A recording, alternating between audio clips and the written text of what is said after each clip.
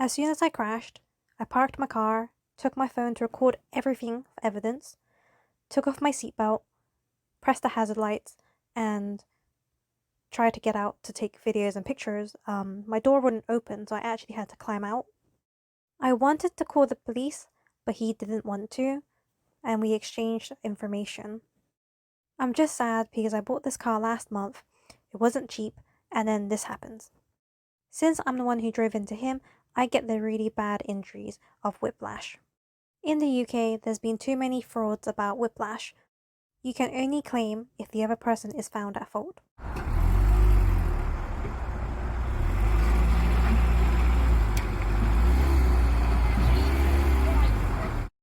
He ended up moving my car, and you'll see everything is just broken here. This includes my lights and my personal belongings in the car. The damage on their car was also pretty bad. Here is the picture of the road. So I'm going straight, and he's supposed to give way to me. However, he didn't give way, he suddenly pulled out, didn't go around the roundabout, so actually he's on my side of the road. So when I hit the brakes, I still went straight into him.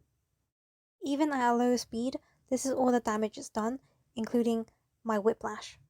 I've been going to doctors for ages, I couldn't go to school for a week. This counts as a claim, which means my insurance goes up very high.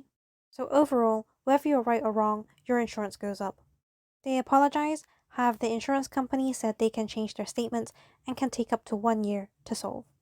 Basically meaning that I have to pay everything by myself. However, if they find that he's at fault, then everything will be refunded to me after 1 year. You can also privately contact their insurance. You get 3 times to negotiate, however if you both disagree, then you can take them to court. You must have 1 minute of footage before and after the incident. If you win, you can get compensated. It takes time, money, and effort. So if there's an idiot on the road, try and avoid them. Thanks for watching, please like, comment, and subscribe. Bye!